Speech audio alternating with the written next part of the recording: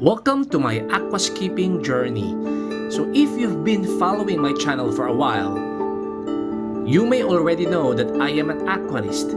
My passion lies in keeping fish and creating unique aquarium designs. They brought joy to my family, delight to my viewers, and peace to my own restless mind. For years, I've been accustomed to freshwater aquariums.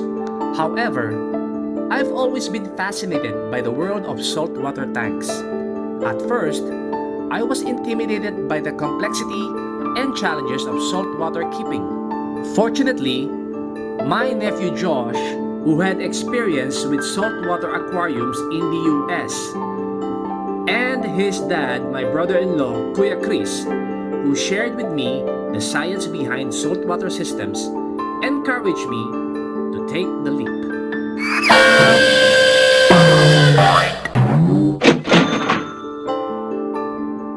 The decision became inevitable. Josh had already purchased sea sand and sea salt, and even collected rocks during one of our trips to the beach.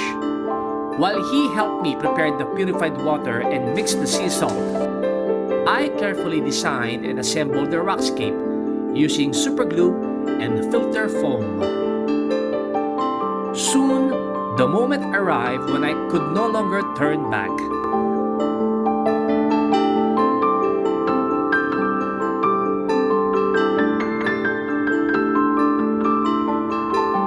I had to place my newly created design into the saltwater tank, and then began the waiting game.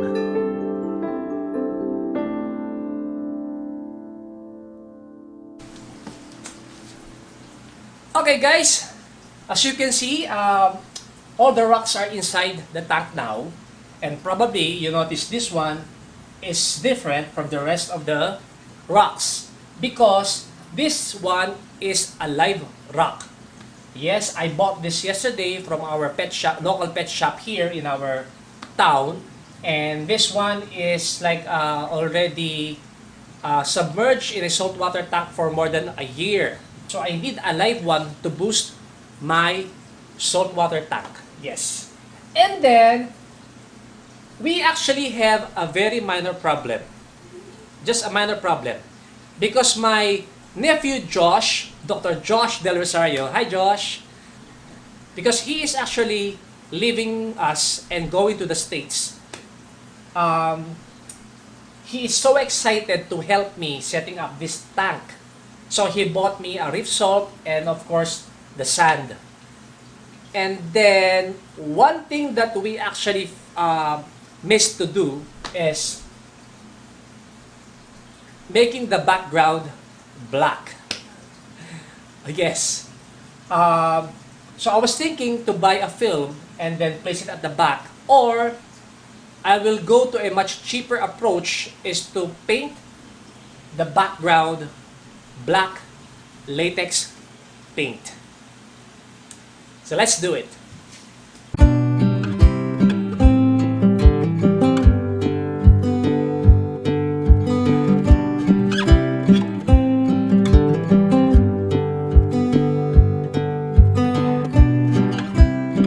So this is actually the return pipe from the sump. So this is the water from the sump. And as you can see, it is very strong and it's splashing a bit around the tank. So in order for me to solution this problem, since the current is so strong, I will make use of this as a wave maker at the same time. So I found this black PVC pipe, heat it up and shape it like this.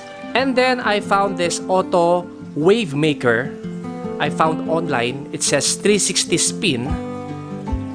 So I'm going to attach this to my black PVC pipe.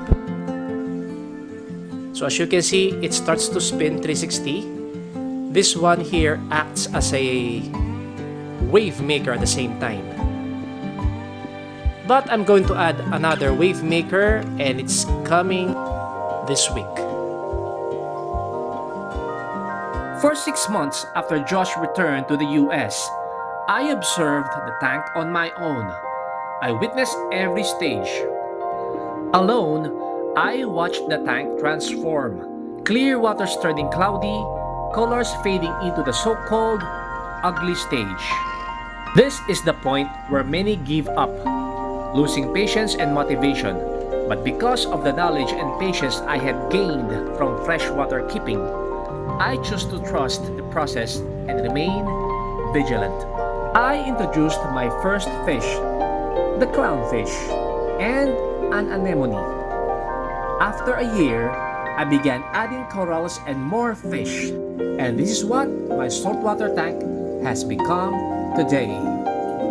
Of course, I will be honest, I still have much to learn about this new hobby, but I've invested in all the essential equipment and test kits to ensure that I can take proper care of this system. Most importantly, I truly enjoy it. As the saying goes, I am in my element. And so this is where my saltwater journey has taken me. A journey not of perfection, but of patience, discovery, and wonder. The ocean may be vast, but even here, in this small glass world, I have found peace.